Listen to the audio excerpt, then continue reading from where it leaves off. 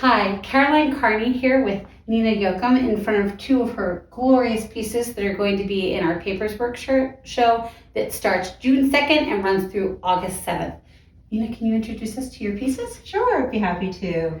So I have two pieces here. One is called Sanctuary. The other is called Generations 2, which is part of a series.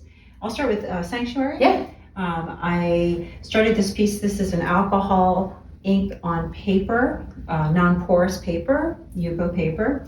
The alcohol ink image, I used a series of different colors. They're concentrated drops of ink, and then I use a heat tool to push along the alcohol ink on the surface of the non-porous paper. And in this case, I called this piece Sanctuary because there is a lot of chaos going on in the world, of course, and there's a lot of chaos going on in our own minds. Yeah. And sometimes it is vital to find that inner sanctuary. Mm-hmm. And in this piece, in this small piece, in this center, a little bit off-centered, but I wanted this piece to have a soft center to represent the inner sanctuary. And then along outside of that is more chaotic, a little bit more darker, harder edged, with a little bit of extraneous dilution of color as well. And you have like such, and what I think is nice is you have created a space for a person to enter into the sanctuary from here. And so it feels like entering into a sanctuary. And like you said, there's these deep, dark concentrations that surround it. And yet this is a space that both has space within the composition, but like is also allows metaphorical space and breathability. Exactly. That's a perfect. I'm curious about the dilution and the process with which you created this kind of texture and dotting and the dilution, as you said. Sure. And the dilution is a method that can be done with alcohol ink and may be unique to alcohol ink. There's a chemical reaction that happens when after you're done a piece, you can actually spritz it with a little bit of alcohol ink, with a little bit of alcohol, isopropyl alcohol. Oh, yeah. And then you get these wonderful, almost texturized, bubbly surface. And I liked the way that and I purposefully hold off on You wanted to stay still there, and then the action of the world in your mind is in this area. When you're saying that, it reminds me working with watercolor, where you'll put a dilution of salt water to. Exactly. Yeah. I was wondering where the bubbliness came from. Exactly. It is very similar to that, and it almost becomes it's really a portal. When I look at this piece, it's a portal into this other dimension. Yeah. So it can be inner, or it can be the representational of the outer chaos, or even the universe. Yeah. Well, see, that was what I was thinking too. We all hear about the Big Bang, and how it starts and then it goes. And this does represent that kind of that poofing out. Yeah, poofing out. Yeah, because the poofing out leaves a space in the center. Exactly. Well, and when you think about it, that's also supposed to be what the end of the universe is, where the out is going to go. It's going to come right back in. Exactly. Depends on whether you're a tear or a stretch. Yeah, true enough. I probably said that wrong, but I just listened to a podcast that was talking about I understand exactly what you mean. So, well, hopefully, a little jumpy, have a little.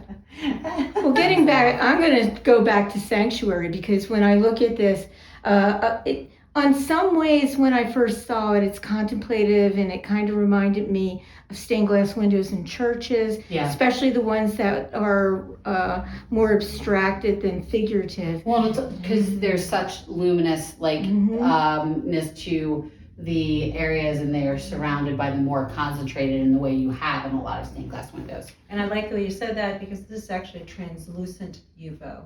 Okay. So if you held this up to light, it would look like a stained glass window. That's so interesting. Oh, that's and we were actually talking earlier that I said that you have such great control of this medium, and you're such a meticulous person that it makes obvious sense to me that something that's so meticulous you really learn how to make space and create the composition in it. And this is truly lovely, and it gives you a nice space to enter and Find your sanctuary.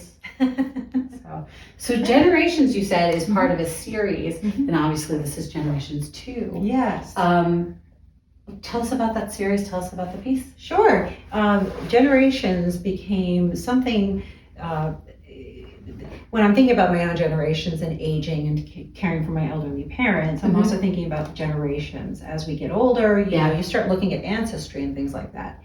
And in the series of generations, I wanted to emphasize that we all kind of start out in this kind of a starting place. Yeah. We all start out with these kind of people behind us, these layers of generations. Yes. And we rise up out of that. This is kind of represented by these kind of bubbly type images. And we rise up, and we are all kind of evolve out of these generations.